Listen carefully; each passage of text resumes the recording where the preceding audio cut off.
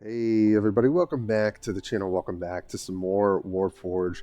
Today we're killing multiple orcs with one stone, as this meta report has also shown. Wow, that was a nice little Warhammer rhyme there.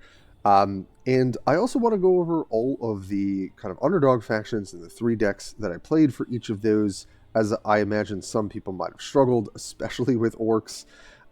And just kind of wanted to comment a little bit on the meta here, coming in at that hot 42% win rate, and even lower in Legendary, which is pretty rare, as you can see on the bottom for the Legendary division. Just a real travesty for the Orcs in general. Dark Angels also definitely struggling overall. And then Sisters somewhat struggling. It does feel like Erika is kind of the meta deck.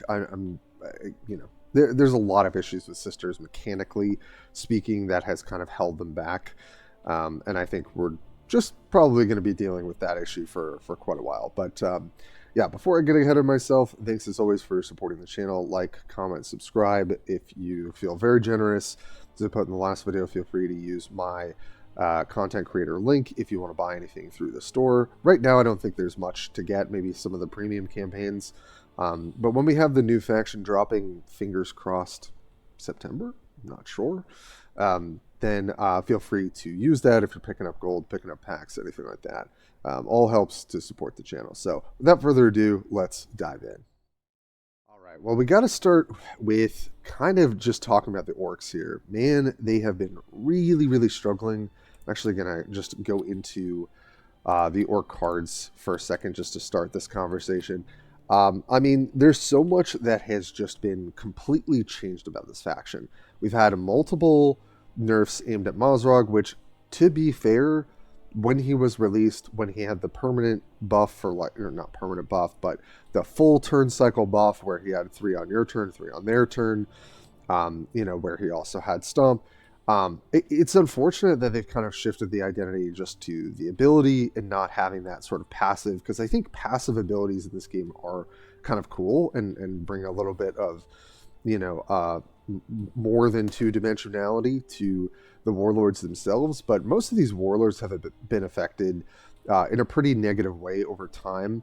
And really, Ghazgul is kind of the last one, and that's why we're going to focus on that build today, that still just has a generically good warlord ability, and has the 40 health, and has what I would say are the better synergies in the faction, given how toned down everything is. So, just to, sorry for my scrolling here, just to kind of start the conversation, I was just sort of like building some decks to kind of get back into playing orcs. And then I, was like, oh, right, Squig Buggy got like armor, but it got like health nerf or something. It's probably still good. And then I didn't realize until I played it, it doesn't have flank. So it's just like that. It feels really indicative of like how far afield we've gone with a lot of these nerfs, where like rare cards are becoming unplayable. Like a Grizzled Scarboy was always a little bit strong on 5 energy, but I think when they took away the extra health from it, I felt like that was a reasonable toning down. Also, Veteran Stormboy, I think, got buffed as sort of a compensation, but that doesn't tend to really matter, because difference between 6 and 7 power flankers is not terribly noticeable. Will of Gork going from, starting the game at I think it was 7, or maybe it was 6. It was probably 7. Going up to 9 really just shows how much this faction has been targeted. And I think this is also a larger conversation, not to get up on too many soapboxes here, about faction expansions, right? Because if we want to create more archetypes for a faction, we can't release them super powerful and then nerf everything into the ground. I really think this is something that, the powers that be for Warpforge need to learn. Is it feels awful when you throw out all these goodies, and yes, they're overpowered to some degree, or at least some of them are, but then every single strategy gets nerfed to the point of 42% win rate. That's not good for the game. So I hope that, some folks are taking notes and trying to fix that. Zagrod definitely knew was going to be a problematic unit, and now really doesn't see too much play. Although the difference between 4 and 3 health is not massive. We had multiple retunings of Orknob, which was just, I think, overall unnecessary. We've now got, sorry, I've got a little bit of a summer cold here at the end of the summer.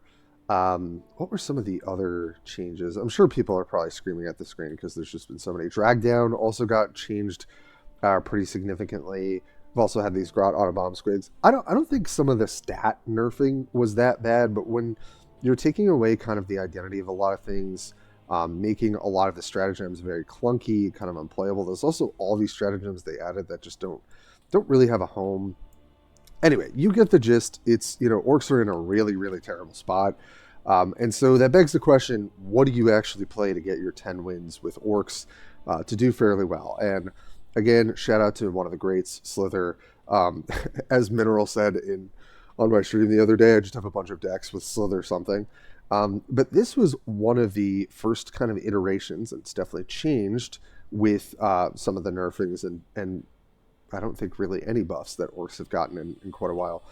But this was sort of like essentially like a tempo go wide, almost like Tau style, where they're always dropping like a bunch of drones when they were first released, and they keep rebuilding their board. Kind of the same concept with this deck. I'm sure people have seen versions of this. This felt the most winning deck to me by far. I tried some beatdown versions with Zagstruck, with Gordy, with the new Warlord that's been kind of nerfed into the ground as well. But I just think that Ghazgul still has a really good ability, to buff the board, to build a wide board, and if you get the right matchups, it's still pretty oppressive. I think I put in Archogurk because sometimes when you don't answer this card, you lose to it. But there's I think one or two slots you can always change around. This was generally noticeably more successful than anything else I was trying with orcs, because essentially you're just going to kind of go off after turn 4. You're kind of using your ability the first early turns, and then you're setting up some, ability to curve out with, Grot and Bomb Swig, Grot Tank. You also get refilled through Runt Herd a little bit. You've got Get 'em Lads to kind of help close things out. Gretchen Mob still at 4 is honestly still good enough. The boss knob generating health can sometimes be like very, very relevant. One War Boy has felt pretty good, and then you're just playing tempo units, right? In the Squighog Boys and the Veteran Store Boy. So I think if we're forced to play orcs and there aren't a ton of changes, this is probably the best orc deck that I've seen and played myself. And that's a problem. We went from like orcs are kind of narrow, and there's been seasons where they've terrorized the ladder, or they've just been really consistent, and that's been kind of fine, to like wholly, irrelevant. So I think that needs to change. So let's move on to the Dark Angels, which are also very much suffering. I've got a couple decks here. It's Azrael Teleport. We've got my original kind of Belial beatdown that I had done a video back in last December on. Miracle Quest, which BJ had really liked, but I choose to play the Ravenwing kind of Asmodai build, which is a lot less all in on miracles. As I was talking with Tyler today, it's like a lottery ticket.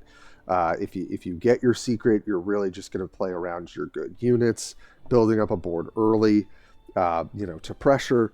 And Wages of Retribution going from 4 to 3 is a pretty big game. I think this card got a lot better by becoming that cheap, and you can just slam it early before the game really gets going by turn 4 or 4 energy.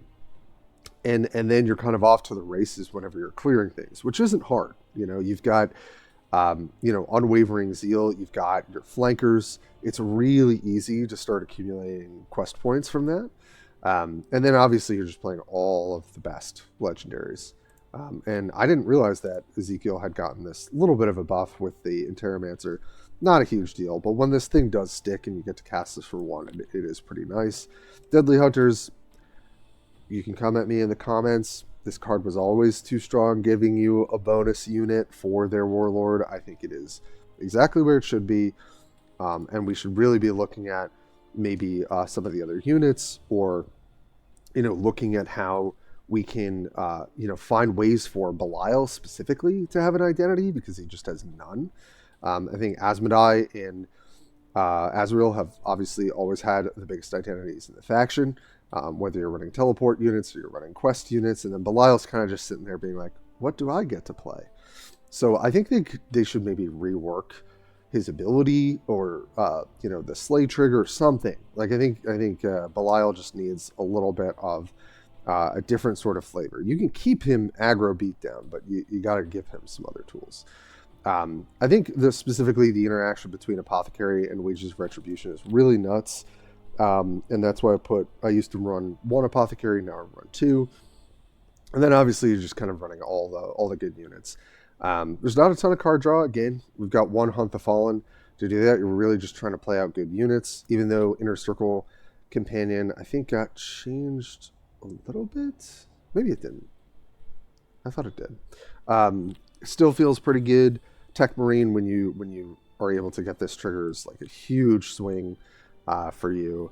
Yeah, and generally, this deck can also go into scale decently into the late game because it's Asmodai, and that's really nice. So it gets to play tempo. It also can play a little bit later into the game and has felt very good. So this deck honestly felt like the best out of all 3 we're talking about today. We'll end the video with talking about Sisters, because I just think that you have a lot of different play patterns with this deck. It doesn't feel like you have a ton of terrible matchups.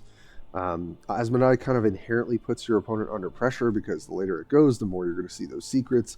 But then you're also playing some of the better tempo units in the game. So, this deck, I think, does perform pretty well. But I do think this faction largely is starting to struggle. It's starting to show that they don't have a reinforcement, some updated cards. So I wonder if that's the reinforcement that we'll see this, in the coming months. I'm not so sure. But be exciting just to see some cool units coming out of them. So speaking of another faction that is somewhat struggling, and this just really, kind of all rallies around the fact that faith and praying is just a really difficult mechanic to balance from the way that they've been doing it, which is that they've kind of nerfed the ability to gain faith straight up, and they've opted to kind of shift numbers around. So, having relics do 3 instead of 4. I remember this nerf plus a bunch of other nerfs came at the same time. This was months ago, and it sort of just killed the faction. At the time, Junith was a menace at one point. Really easy to get 4K. Had a bunch of guildmates that were doing stuff like that. So they did need a lot of toning down, but essentially they've always struggled to give passive faith generation to units. Right. So just imagine if something like Preacher, or other ones like it, said, if you have no faith, gain 1 faith, right? Also tacked onto the card. It basically would mean that there isn't this sort of feast or famine dynamic that happens with Sisters, where you're either snowballing early, and Erika can do this pretty well because she has the perfect ability. Giving an extra health to another unit makes that unit more resilient. You're also praying. Your opponent has to choose between killing that unit, which is going to snowball after that turn, or stopping you from praying. It's kind of the perfect dilemma to present to your opponent, and Junith does her own version of it. And the other warlords are fine, but this faction has always kind of revolved around Erika and Junith. And Erika has always functioned better on lower faith requirement, and that's why she tends to be the deck that you'll see the most from the Sisters. So there's just always been this feast or famine thing. You're either clearly winning the game outright, or you're basically completely strangled on faith and there's nothing you can do.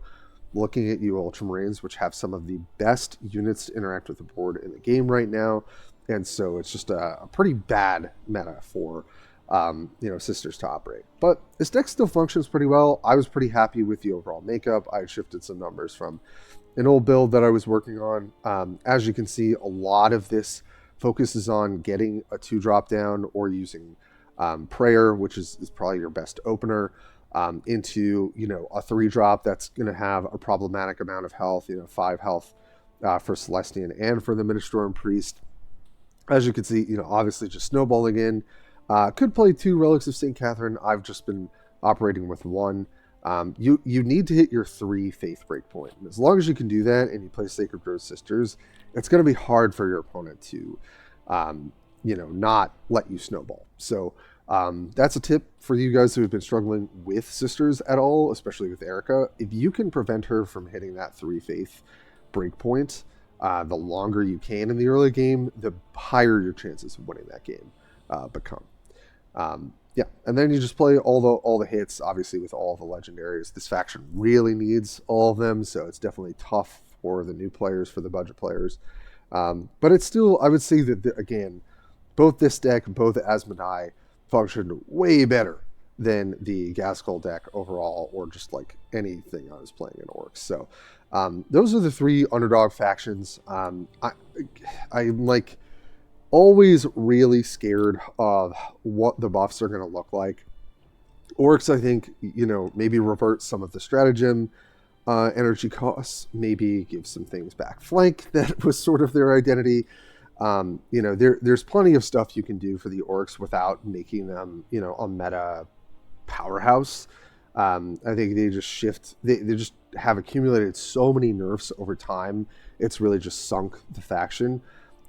For Dark Angels, it's like some stuff has shifted in a correct place, but then some of the other units that they originally nerfed, which were some of the teleport units, kind of has shut out Azrael from being a real deck. But also, I don't really love them touching those units all that much, because then that doesn't really do anything for Belial.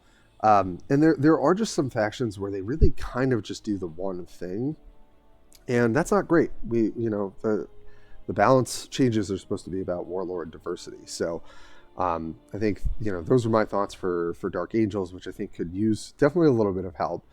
And then Sisters, it's just always this thing of like, tweak them very mindfully, because it's either you're going to make it so they snowball way too consistently, or you're going to completely faith choke them out.